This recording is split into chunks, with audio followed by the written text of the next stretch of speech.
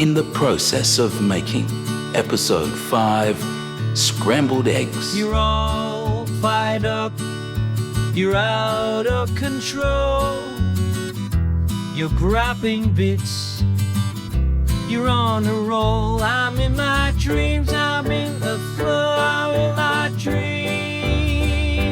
It's scrambled eggs, so go, man, go.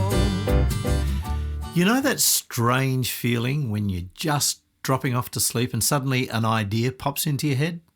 That perfect line of dialogue or the solution to that problem that's been bugging you for weeks? That dropping off to sleep space you're in, we call it a liminal space, a twilight zone between one state and another. It's kind of like standing in a doorway. You're neither here nor there, but somehow that in-between place lets you see things differently. Dave Brown here, your host for this creative journey we're on, where my mate, John Bode, and I are applying the Paperboat 7 creative principles to the task of attempting to make something out of nothing, inspired by the animating idea Explore 7. 1,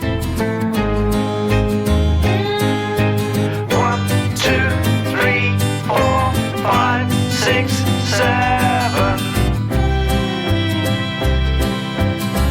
So play the tune. I remember years ago at Patch Theatre, we were stuck on how to end a particular show. We'd been wrestling with it for weeks. Then one night, I'm riding home on my bike in the dark suburban back streets of Unley after rehearsal, that velvety time when roads are empty and the street lights create pools of luminance in the dark. I was mentally worn out. My head was mulch. My mind was drifting. I wasn't really focused on anything, just enjoying the sensation of riding my bike in the dark, floating in that space between thinking and not thinking. And there it was, the ending we needed, appearing in my mind like it had been there all along, just waiting for me to stop trying so hard to find it. That's what happens in these liminal spaces, these threshold places where we're neither fully in control nor completely letting go. It's like being in the wings just before you step onto stage, that electric moment of in-between. You see it in kids' play all the time, that magical state where a cardboard box becomes a spaceship, where reality and imagination dance together. That's why I've always loved making theatre for young audiences. They live in these liminal spaces naturally, these places where transformation is possible. These in-between spaces are so precious to the creative process. They're where the whimsy and logic of our brains can meet and mingle, where the conscious and unconscious mind can have a conversation. And sometimes, if we're lucky, that's where we find the surprising answers we've been looking for. The art of not knowing. The empirical evidence that comes from artists talking about creativity highlights the critical importance that letting go has in manifesting these liminal states. Writer Sue Wolfe alludes to it in her lovely little book about creativity entitled The Mystery of the Cleaning Lady. She writes, "I tried to control my wayward imagination, but again and again I discovered that I couldn't create fiction when I was in conscious control of it. The work seemed stifled and artificial and counterfeit, and ultimately the writing bored me. To my astonishment, I found that I had to put all ideas of control out of my mind, and then my writing became a process of chaos and uncertainty, full of unexpected contingencies, accidents, and sometimes anxious, sometimes jubilant leaps of the imagination. But the outcome seemed orderly, with a sense of inevitability about it." I love how surprised she is by her discovery. Robert Lepage is one of my favourite theatre directors. He says, "I believe that the only real invention comes out of chaos. So it's better not to know where you're going when you start off if you want to accomplish something good." The brilliant Australian cartoonist Michael Leunig tells us, "The drawings I've done that I've liked the most are things I don't entirely understand. They come with a great drive and conviction from within, but I can't really analyse them. These are the better pieces." Novelist Alex Miller says, "For me, it has never been possible to plot or plan a novel beyond a very few basic elements. The story reveals itself to me as I proceed with the book, and it is nearly always a surprise." This quote from Alex Miller is a really good description of what I call retrospective meaning making, which is a core idea embedded in the Paper Boat's 7 creative principles. All of these anecdotal descriptions are supported by a raft of scientific research that reinforce the idea that unconscious, uncontrolled thinking is essential to the creative process. Letting go of your need to be in control might be the key to making something original. The hunter-gatherer mastermind. Scientists have identified a brain network, which they've named the default mode network. The default mode network, which is so named because it refers to the brain regions that are active when a person is not focused on any particular task or external stimulus. They discovered this by happy accident in the mid-90s after the invention of an instrument they called the positron emission tomographic scanner, or PET scanner. The PET scanner was a whirring white machine monster that used radioactive fluorine to map the human brain's consumption of glucose. In other words, its consumption of energy. So when this machine was fresh out of its box, they set about calibrating it using a human volunteer who was instructed to totally relax and stop thinking about anything. The young woman did as she was asked, but her brain didn't stop consuming glucose. Part of it kept consuming energy. Part of it kept on working. The scientists tried this on other people. The same thing. The same part of the brain, or the same parts of the brain, kept on keeping on. No mapping of the brain to that point had identified this network, which stretched from the front of the brain up to the top, along the back, down the bottom and across to the sides. It was an enormous network of interconnectedness. The scientists called their discovery the default mode network because when the brain wasn't engaged in any particular task, that network lit up. In other words, it's the brain's default or baseline state when your mind is wandering or when you're daydreaming. It switches off when you're doing active work in the world at large. It switches on as you dream. Have a listen to this little McCartney song snippet written by John, where McCartney dreams about his long-lost love, Violet Greenslade, who we'll be hearing a lot more about later in the series.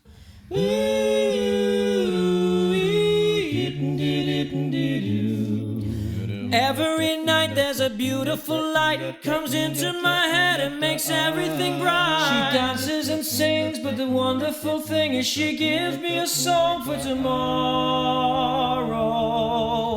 Ultraviolet light, a beautiful sight.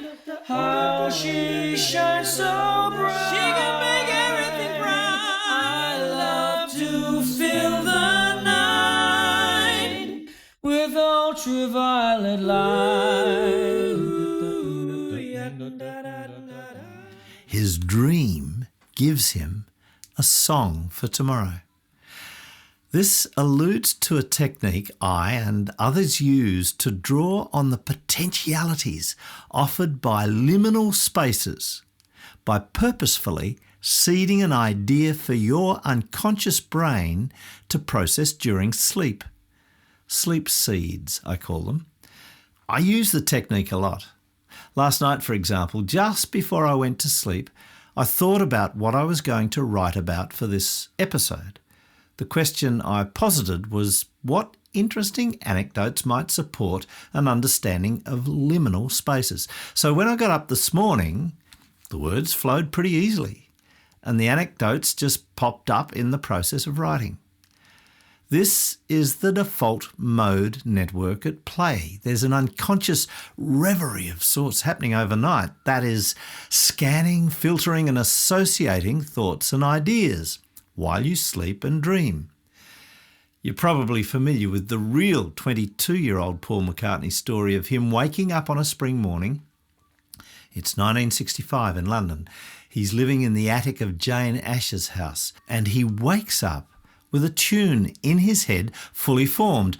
And knowing how fleeting memory can be, he gets up and he goes to the piano and he locks it in, using the lyrics, "Scrambled eggs, oh my baby, how I love your legs," which of course became the song Yesterday, described by Rolling Stone magazine as the best song of the 20th century. So there you go, Paul McCartney, the real one. You can thank your brain's default mode network for the scrambled eggs of yesterday. Dear brain, you are truly amazing. You're all fired up, you're out of control. You're grabbing bits, you're on a roll. I'm in my dreams, I'm in the flow of my dreams. It's scrambled eggs, so go, then go.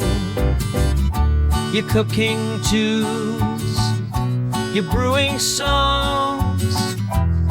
Brain, you're cooking up a storm. I'm in my dreams, I'm in the flow of my dreams. It's scrambled eggs, so go and go.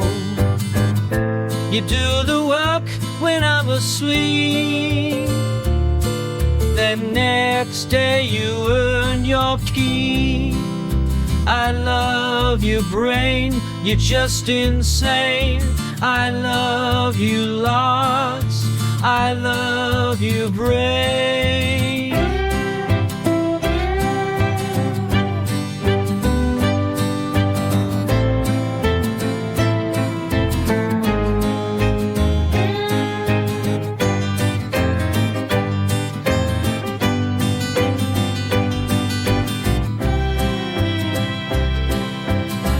So play the tune and make it pay. The words will come another day. I'm in my dreams, I'm in the flow of my dreams. It's scrambled eggs, so go, then go.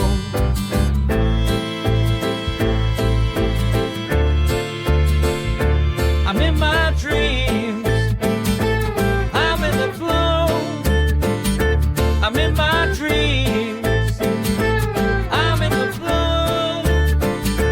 I'm in my dreams, I'm in the flow. So go and go. I'm in my dreams. I'm in my dreams, I'm in the flow. It's scrambled eggs, so go man go. The importance of seeking out liminal spaces, both inner and outer, it's all part of the creative process. And yes, this won't surprise you at all. The default mode network is more developed in highly creative people. So there you go. That all ties in with everything we've been discussing thus far. Unconscious, uncontrolled thinking whimsy and dream, is connected to creativity in a big way. As I've mentioned before, I've seen so many creative processes self-destruct because lead creatives and directors have lost their nerve and taken control way too early. You really have to wait until the content starts to reveal where it needs to go. A pathway opens up when bits and pieces start to congeal and coalesce, and that needs time and patience and self-discipline. You have to hold your nerve. You have to hold your nerve. We're making something, we're not sure what. We'll know when we get there, we'll know what we got. Until that time, we're walking on in the process of making something from nothing. Of all the characters that John threw my way across the early months and years of this project, my favourite is a fella called Neville Herbert. He's a Cockney delivery man who I imagine immigrated to the Australia of our story world as a young man and developed his parcel delivery service. Weird wisdom and talking doors. I was doing a delivery and I walked up and a number on the door was number 7. And I knocked on the door and it said, I'll be back in an hour. So I thought, got to wait for an hour. What am I going to do for an hour? So I was standing there looking at the number. And I thought, when you say a number over and over again, it starts to lose its meaning, doesn't it? When you think about it, 7, 7, 7. I'm standing there for 20 minutes, looking at this number, 7, 7. 40 minutes go by, 7. I've said it 1,000 times, and suddenly, I don't recognise the number. I'm looking at it like I looked at it for the first time in my whole life. Then I turned around and I thought, you can do that with a window. So I started window, and door, and suddenly, it was like I was born right there in the doorway. It was like I just woke up. And I looked around and I thought, what is this life? Why do people worry when they don't have to? What is this? It was like I came down from another planet and was looking at this planet and thinking, you're a bunch of peanuts, ain't you? You just got to get on with life and enjoy it. Look at that beautiful blue sky. What you on about? Everything changed from that moment on. So I started going to different places and, whenever I deliver something, I'd give them a little piece of advice. You don't have to do it that way, do you? Why do you do it that way? Because you've done it that way throughout your whole life. Why don't you change it? It's easy. You just got to look around and change it. Neville's one of those people who keeps you guessing with a kind of simple, skewed, sort of weird wisdom that takes you by surprise. I love the line, I knocked on the door and it said, I'll be back in an hour. There's a kind of odd logic there. I love that. And the number on the door, that idea of noticing something and then over-attending to it until you go beyond what you've noticed to some other place, it's kind of transcendental, touching on the ideas of mantra and trance, the liminal space. But Never's just a simple guy. I mean, he's never heard of transcendental meditation. He's just the bloke down the street who goes to work each day delivering parcels, noticing the ordinary and finding his own level of extraordinary, discovering the world empirically and building ideas from his own experiences and levels of understanding. Where'd you find the people who seem to play the world like a game and play it by their own rules and always win and always take what they need but never more than their share and always seem to make good with what they've got? Where'd you find the people who seem to just look up at the sky and have a brand new lease on life? People that you want on your team, 'cause they always seem to be the ones to get it right. I think it's got something to do with me favourite number. I think it's got something to do with me favourite number, if you know what I mean. I never quite know what Neville Herbert means, but I almost do, and that's what makes him interesting to me. His way of thinking and seeing the world, it's Neville. Well, yesterday, a thought popped into my head. Into my mind. Right in my head. Where did it come from?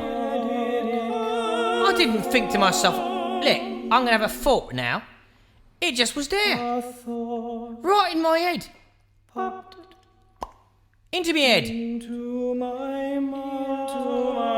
Don't know where it came from. Don't know where any of my thoughts come from, actually. Do you?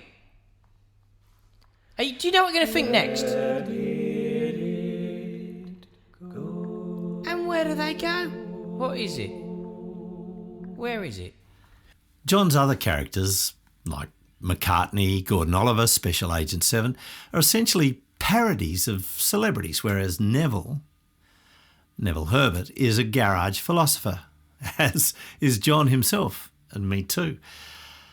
And I'm thinking Neville's character gets close to John parodying himself. John and his partner Beck have 2 teenage daughters, and I'm sure you get a sense of that in this next little ditty of Neville's. 1, 2, 3, 4, 1. I need you to clean your room, and don't say you'll do it tomorrow, because it was a pigsty yesterday and tomorrow it'll be a pigsty, and I'm being very harsh on the pig. Sorry pig, you're not that disgusting. I need you to come through, whatever you do. I feel like a stew. What? Feel like a stew? No, well, yeah, I'm it hungry. doesn't make any sense, does it? I'm really hungry. To make it rhyme, and that's it. If you it's just all put right. it in, you make it rhyme. You can Don't put, make if any you are sense, that. hungry, No, you can put that in. just make stuff up just to make it rhyme. Neville. It's great, isn't it? The one moment we seem to be dealing with getting a kid to clean up their room, and then the song does this crazy little meta thing with Neville seeming to be in dialogue with himself about the pathetic rhyming effort he's made in the song. And with that comes this realisation that maybe Nev has actually been talking to himself all along about getting his own life in order. That I need you to clean up your room is Neville talking to himself, not about his room, but about his life. The greater truth lies just beyond our understanding, both for the artist and the audience, maybe. I didn't listen at all. I should have listened from the start. I should have known that you would never let me down. I hang my head because it's me who let you down.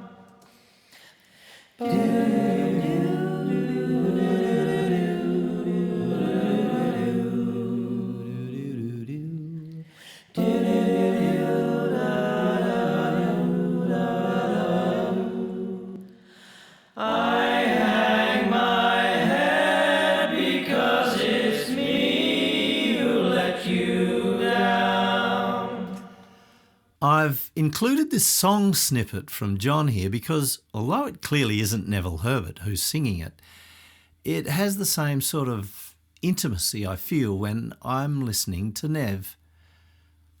I honestly don't know what prompted John to write this, but I can feel the emotion in it. Is he talking to his daughter? His partner? I must ask. but I really like the song, and so I've just intuitively put it in. Somehow it feels right to me, even though logically it doesn't really fit in at this point.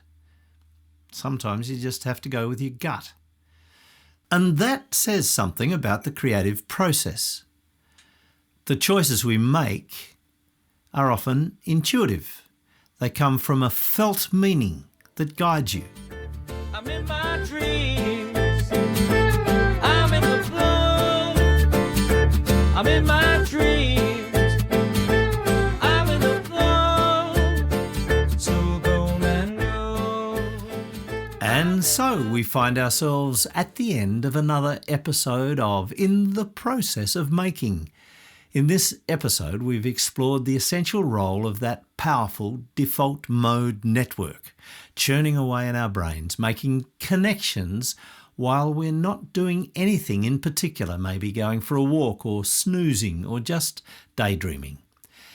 This journey through episode 5 has supported the notion that creativity flourishes best when we resist our urge to control it, when we let our minds wander into those liminal spaces and allow the magic to happen. It's kind of like trying to catch a butterfly. The moment you lunge at it with a net, it flutters away. But sit quietly in the garden long enough, and it might just come and land on your shoulder. You know, I've spent countless hours recording voice memos on my morning bike rides. And at times it feels like, I've stumbled upon something very special. Yes, an aha moment where you think, that's it, that's what I've been looking for. Only to get home and discover on reviewing the genius idea that I'd captured now sounds suspiciously like the ramblings of a slightly deranged man on a bicycle. And that's exactly the point. We have to be willing to look foolish to make those wild leaps, to trust that our unconscious mind knows what it's doing even when our conscious mind is screaming, "You are an idiot." And maybe you are.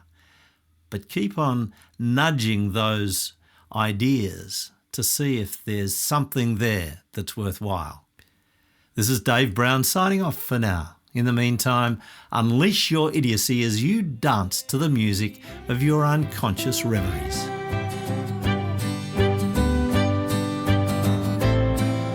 In the Process of Making is conceived by Dave Brown and John Bode and presented by the Paperboats. Please subscribe to our podcast and recommend it to your friends, lovers and others, and go to our sevenwell.org website to find out more. Episodes are released on the 7th day of each month on all your favourite podcast platforms. And be watching out for Sevenwell snippets, bits and pieces of Seventological sunshine released randomly each month on socials and available also from the website. And did you know? The human mind can involuntarily take in 11 million bits of information per second. The most generous estimate is that humans are consciously aware of around 49 of these. That is 7 lots of 7. Interesting.